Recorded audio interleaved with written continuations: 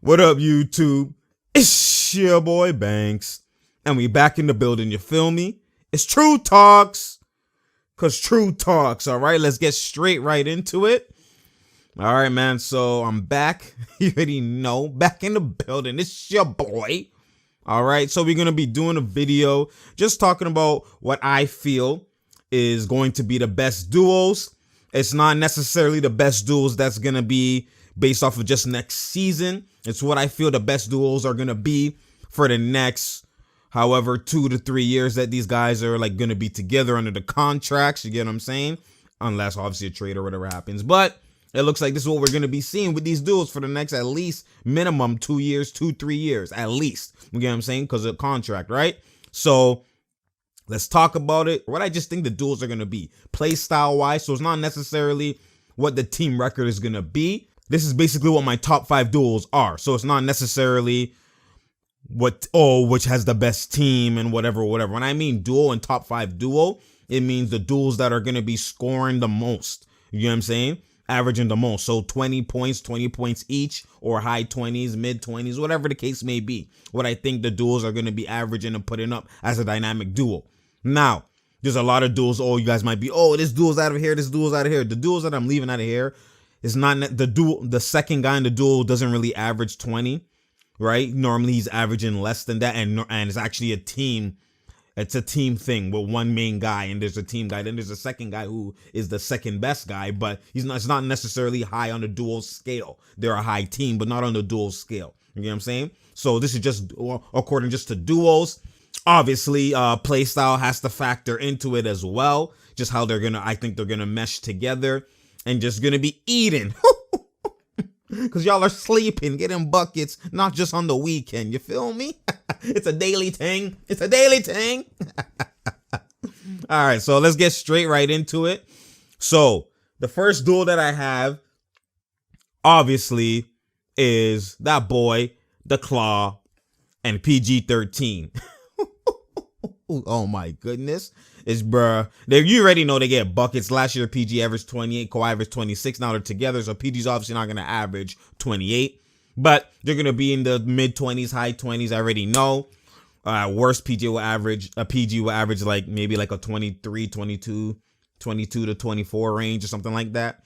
But regardless, they're going to be an elite dynamic duo. The reason why they're such even going to be high in number 1, the defense alone. This is straps. This is actually padlocks. My goodness. This is what we call vaults. You know when fans go hide their stuff in the vault, hide it in the safe? This is what it is. You don't know the code, man. Only we know the code because it's padlock. It's lock up. Lock that shit up. My God, the defense. These are the 2 best defenders in the NBA. This is literally, defense-wise, with Scottie and Pippen. It's literally Scottie and Pippen. It's just the PG has better offense than Pippen. This is literally lock the hell up. My God, Joe. Man's yo. Like, there's been times where, like, duos have had defense. People have defense, and mainly one guy's, like, padding. Whatever. This is the first, like, pad the hell up. Like, it's going to be elite defense.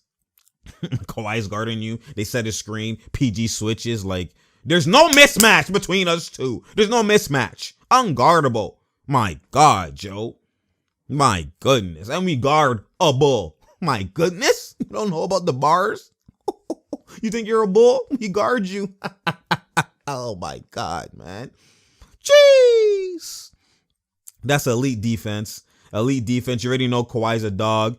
You know what I mean? Kawhi's going to get his buckets. Now, the thing is, we haven't seen these two play together. So we don't play style wise though. Kawhi could play off ball, as you've seen he's done it with the Raptors. You've seen he let Pascal eat, Lowry too, or whoever, Van Vliet, and he plays off ball, he plays corner, he comes off down screens, and Doc Rivers is an elite coach. And you know, PG, the whole year last year, he played off ball, right? And they both can ball handle. And that's the thing. They both can ball handle. Both can dribble up if they want to, because Pat Beverly's the point guard. Sometimes he's not going to dribble up. Obviously, when Luol comes in, he'll probably dribble up. But you have PG could dribble it up one time. Kawhi could dribble it one time. Pat Bev could dribble it up one time. You know what I'm saying? But a lot of times, Pat Bev doesn't dribble up OD like that. So it's literally going to be like, this is a clean dynamic duo. The defense just makes them on a higher tier than what actually they would be. But even then, the offense, they could shoot. PG is even elite off ball, and his catch and shoot was elite. That's what he was doing mainly last year, and he was eating. And now PG is going to be healthy. He has both shoulders. Kawhi, again, is going to get some rest, and he's more healthy after 1 whole year of playing. So now he's actually going to even be able to relax even more.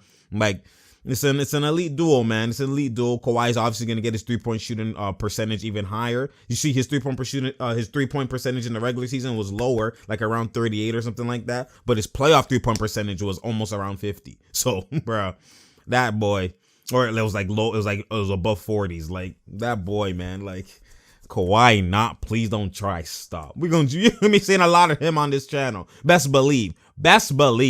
Anyway, so those two I have at number 1. At number 2, we have, KD and Kyrie at number 2. People are talking about, oh, why you have them so high? Listen, obviously, I would have KD and Kyrie at number 1. Just play style. Why? This is probably going to be the best skill set duo we've ever seen in history. KD and Kyrie, my God, Joe. Because most duos is like one is dumb. Like you had Shaq and Kobe. Kobe obviously had skill set, but at that point he wasn't doing the reverse pivots and all that stuff at a young age, which he still was pulling up and having skill set. But Shaq was just dominating. Shaq had skill set too, but it wasn't like every single move is going to be a skill set move. Like these two guys, every move is a skill set move. Every single move, counters upon counters, pull-ups upon pull-ups. My goodness, Kyrie's ball handling. This is gonna be the most skill set duo I've ever seen on a daily basis that I've ever seen and ever witnessed. Because Scotty didn't have moves and handles like that. He had some handles, but it wasn't like that. He wasn't pulling up like that.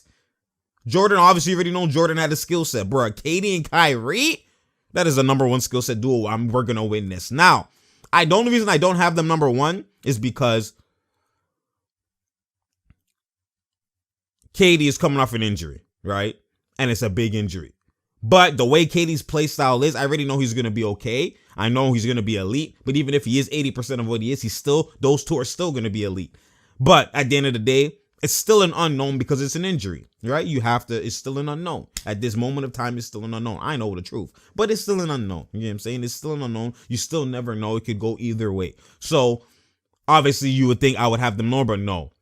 Even if he's 80%, which is the chances that he will be, they're still number 2. They should be number 1, but they're number 2 because at the end of the day, like people gotta understand, both are closers. Both have won a ring. Right? One is getting buckets with LeBron winning a ring. One is stopping LeBron from winning a ring. Literally, out of the last how many years we've seen, it's been KD and Kyrie have been the elite ones, scoring and getting buckets to win a championship. You get what I'm saying? And now they're together. Like we've seen it already. So it is literally like we know what's gonna happen. We know the truth. We know. It's just y'all just have to just are choosing not to see it. We know the truth, man. We know who's gonna be who. We know that they're gonna get buckets. We know that Kyrie can close. We know that KD can close. Pick your poison. Oh my God. And KD's already a mismatch already.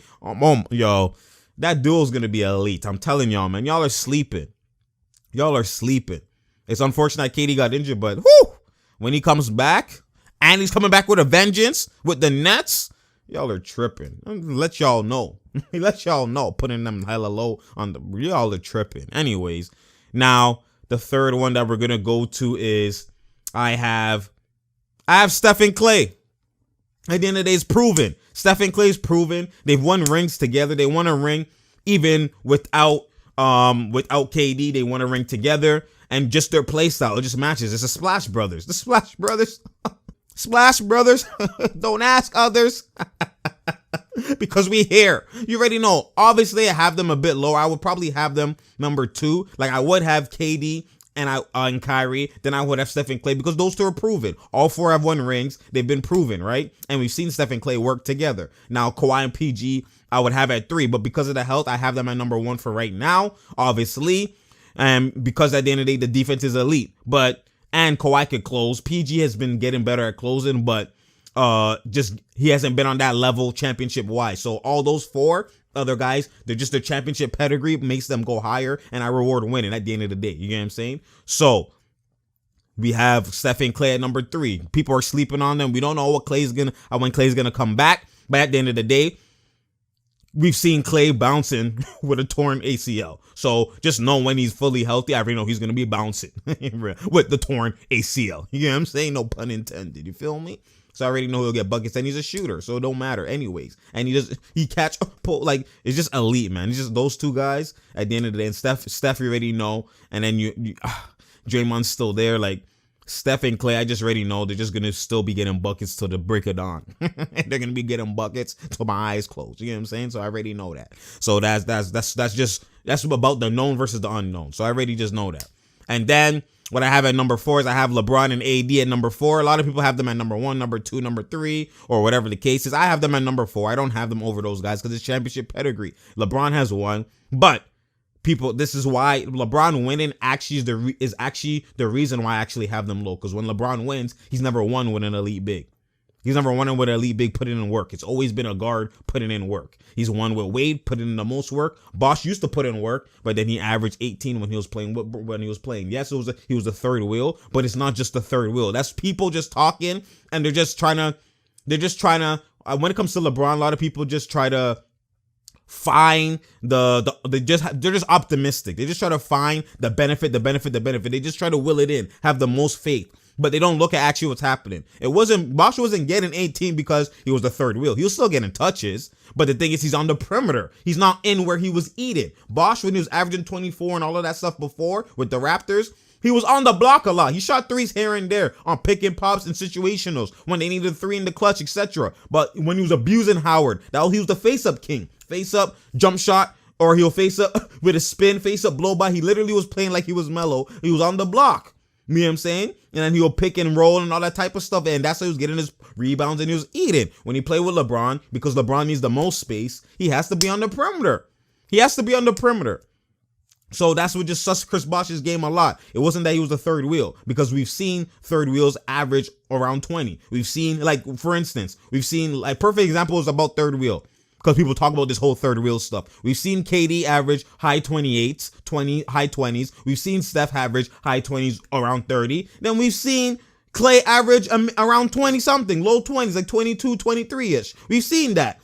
Why didn't Bosh average 22, 23? Because his play style with LeBron. That's why. So it's not about him being the third wheel. That's just people talking who don't really know basketball. Because if you really know, it's not about no damn third wheel.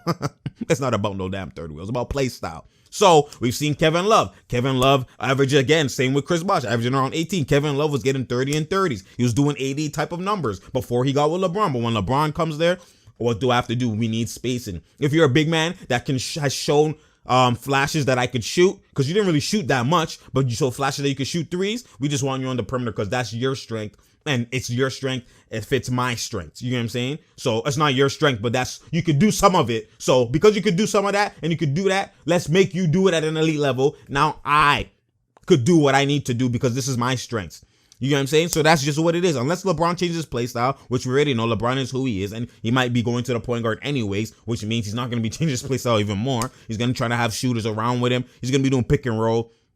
So I know he'll be going to pick and roll more with him because, again, they're considered the second guy. So I already know he's going to score above, like around maybe 20, low 20s is what I think, maybe 22, something like that. People think he's going to be getting what he was getting. No, it's just about play styles. So AD, I don't think he's going to be eating like that. So because of the play style he's with LeBron, LeBron has never been successful and won a ring and been elite like that, playing with another big who actually dominates. If you know AD, it's about mid-range below. Free throw line below. He spots up here and there, but it's about free throw line below. Then you add Boogie to it. So where's AD going to stand? Because Boogie wants to play the forward.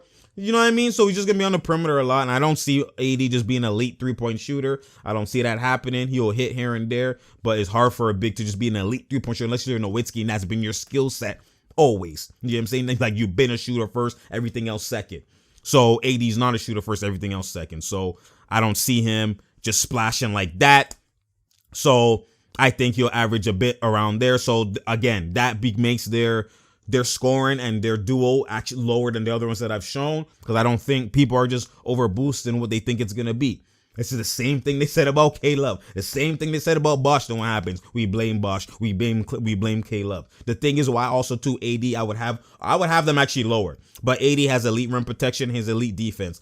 And I know LeBron's going to do a lot of pick and roll. They're going to have fast tempo. So I know by default, AD's going to be scoring by default. You know what I'm saying? And you already know LeBron will hold the ball. And because he's holding the ball and he's running his offense, he's always going to get his 25 to 27, right? But he'll probably get around 24, 25, 26-ish. I see AD around 22-ish. And then the shooters will get some. So that's what I see. And we'll go from there, man. I'll be surprised if AD's getting his same type of numbers. I'll be surprised. Like, how is he going to get those rebounds on the perimeter? Like, I haven't seen it yet. So I got to go with history. I haven't seen LeBron play with an elite big like that. So I haven't seen it yet. I haven't seen it. So we'll go past that. So now we got number 5. And people are saying all these other names. People must have forgot. They must have slept. I got Damon CJ at number 5. You know what I'm saying? I would actually put Damon CJ at number 4. You know what I'm saying? And when they went to conference finals and they've only gotten better and they've only gotten 1 year older, more seasoned and more experienced. But because LeBron and AD, they're just bigger. You know what I'm saying? They're just bigger. I'm going to give them the higher notch. And LeBron at the end of the day has a ring. You know what I'm saying? So I'm going to give them the higher nod because at the end of the day, like I said, I reward more so winning. LeBron hasn't won though in a duo type of winning when it comes to, he's won in a trio type of winning. And he's won in a duo type of winning with a big. So he actually should be at 5. But because it's LeBron and y'all be crying and whatever, I'll give him the more benefit. And taller players normally have an added advantage. You know what I'm saying? Because it's more mismatches, there's more chaos you could control. You know what I'm saying? As opposed to where guards, they could just trap and then who's their shooters around them. You know what I'm saying? It's easier to stop Damon CJ more so than LeBron and AD because of what you can do. You know what I'm saying? It's not like Damon CJ still get buckets like that, but we've seen with you could trap the pick and roll. The way they play, it's easier to stop them and get the ball out their hands and force them to do this and that, which is why they've only gone to the conference finals one time because, again, they actually were now eating and they actually had guys around them that could shoot and stuff like that. But they lost some sets. They lost, on 1-2 guys. But at the end of the day, they still gotten better. It's easier as a dual wide to trap those guys because they're smaller as opposed to AD and LeBron. You know what I'm saying? So Damon CJ, I have them at number 5. They went to the conference finals. People are sleeping on them. They get buckets. You got to love it. You got to trust this CJ with the split pick and roll. You try and double him. The one dribble pull up. My God, the herky jerky, that rocker step. That boy's disgusting, man. CJ. Damon, you already know what he does. He's had bye-bye. The whole OKC organization went bye-bye. So you already know that boy's disgusting. You got to trust him. I have them at number 5. And bro, there's a lot of buckets. There's a lot of buckets between these duels. I love it, man. The league is definitely, look at the parity, man. Just duels everywhere. And for the last couple of years, Dame's been averaging like 26, 25-ish around there. And he probably might go higher this year because he just entered his prime. And then you also have CJ, who's been getting better every time. He's been at like between 20 to 22. So they're still in the above 20s as a duo. You know what I'm saying? Now, the outside looking in, what I have is Russ and I have Russ and Harden. You know what I'm saying? Harden and Russ, whatever you want to put it. We just haven't seen them work together at this stage of their career. We've seen them in the past where Harden, his ego was lower and he was coming off the bench, he was trying to fit in, but they both played together and it worked. But now it's different when you've been an MVP and runner-up MVP almost every single year with Harden and he's been eating. And then you have Westbrook and Eden. Those are the top 2 triple-double kings. You know what I'm saying? Both were averaging 30, 10, and 10 almost in individual seasons. And they've been competing against each other. Now they're together. So obviously numbers-wise, you blend it in. It should be around, both of them should be at like 26 easily. You know what I'm saying? But just a play style. Just a play style. That's for me. It could either work or it's just going to be terrible.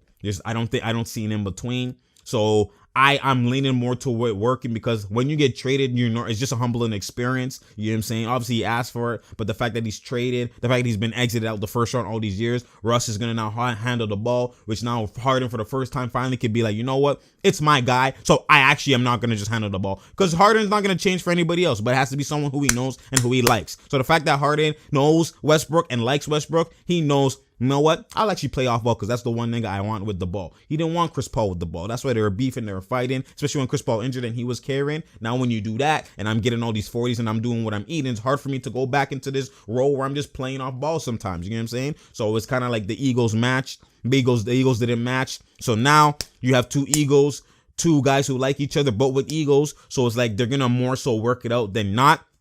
So it's just because they're friends like that. Now, it's just because it's unknown. Because it's unknown, I can't rank them that high. Like their play styles don't really even match together. But at the end of the day, it's just, are they going to change a bit? Harden has to change a bit. Russ can still be who he is because Russ' skill set isn't off the ball. Russ' skill set is on the ball. Harden still has a skill set off the ball. So by default, Russ has to play on the ball. It's the same thing with LeBron. LeBron don't have skill set off the ball. So by default, he has to play on the ball. He has to play this way unless he changes, which is unlikely. Just like Russ, unless he changes, which is unlikely. So Russ is going to have more space, and at least it'll only be Capella, just like how we had Steven Adams, but they had other guys who couldn't shoot. Now you have guys who could shoot, and they're still going to help off of the Tuckers and whatever, but at least they could shoot and they could hit corners, and they just been shooting. They've been the number one, shooting team for a while, top 5 or whatever for a while. So when you have that, that's to Russ's advantage. He's going to go downhill, all of that type of stuff. Then Harden could play off ball. Also, Harden could eat how he wants to eat, and then they'll still do the mix and match, one in at all times. You know what I'm saying? So you're guaranteed a triple. It could be epic where it's like you're getting triple doubles by 2-mans every single game or every other game. Like, it's crazy. So it could work. I feel like it works. So they're on the outside looking in there at number 6. Everybody else, like you see people like Giannis and Middleton. Middleton only averaged 18 last year. He didn't even average 20. So Giannis was the star and the MVP, but it was like a team. It was like a team that was it was well around him, a well-oiled machine around Giannis, because Giannis was the guy 5 out. He dribbles, you kick, and he kicks the other guys. Middleton wasn't like a set type of scorer. You know what I'm saying? He scored within it, but it was still only 18. So I wouldn't say they're even on a dynamic duel level of these other guys that all of them are averaging 20 each. You know what I'm saying? I wouldn't put them on that. It's more so a team. Same with Jamal Murray and Jokic. Jamal Murray averaged 18. I think Jokic is around probably 18, something like that. Or even if he did average 20, it's just one man averaging 20. It's not two man's averaging 20, but again, they have a well-oiled machine as a team around them. So it was like, it wasn't really be live and die by these guys. You get what I'm saying? So it wasn't really like that. So that's why I don't have them. You can't compare those 2 guys as duos, or those 4 guys and their duos higher than those other guys. You know what I'm saying? So you already know, like, AD again hasn't been on that level. He has elite defense, but he hasn't been on that level. And LeBron, just their play styles, I haven't seen it work. Now, they're going to do a lot of pick your own, whatever, but I haven't seen it work like that when it comes to LeBron, when it comes to winning, like I've said. So I just can't assume to put them number 1. Like, that would be no IQ. That's disrespectful to put them over other guys who've been winning as duels or won individually and come together as a duel, and their play styles just match, like KD and Kyrie. Their play styles just blends together perfectly, because we've seen KD eat with a Steph. So now imagine a Kyrie who can get his own bucket. That's the problem with Steph, though. Steph couldn't get his own bucket. So it actually made it just, let's go to KD. Let's go to KD. Now KD don't have to get it every single time, because Kyrie could get his own. Kyrie has a mismatch too. Imagine a Kyrie and KD pick and roll, or pick to switch. Oh my God, yo, that's yo. These mans Kyrie could come up. Yo, KD, set the screen, yo, at the free throw line. Pick, they switch. A baby is on KD. We go to you, KD. 1 dribble, pull up, bucket. Turn around, no dribble, bucket. Bruh. Then they do the same thing next play. We're going to go to KD. No, KD. Space out a little bit. Kyrie killing the bigger guy mismatch. My God, yo. Oh, yo. Mans don't know. Mans don't know. Mans are in for a rude awakening. That would be my number 1, but I can't disrespect. It's just the injury. It's just because of an injury. Anyways, it's True Talks. Because True Talks is what I have as my duos. It's real duos. People forgot about Dame and CJ and their duos. Dame and CJ, they've been eating consistently. It's disrespectful, man. But they were the top scoring backcourt when it comes to skill set. Because KD and because Steph and Clay didn't have the skill set like these two. They had the system, but the skill set, they were the top 2. Now obviously there's other duels, so now Dame and CJ are obviously lower, but I still see them as top 4 in the conference. I still see them eating. Like, and you got the Whiteside and Nurkic come back. Like, come on now, y'all are tripping. Y'all are actually tripping. Rodney Hood finally maybe getting the starting line, or maybe he comes off the bench still, but you got Bazemore too with defense, 3 and D. All right, man. Y'all in for a rude awakening. Anyways, it's True Talks. Because True Talks, man. Share, like, and subscribe. You already know. I'm out here. There's no drought here. Get the word out. We're going to be doing videos on the regular. You already know. And we out, man.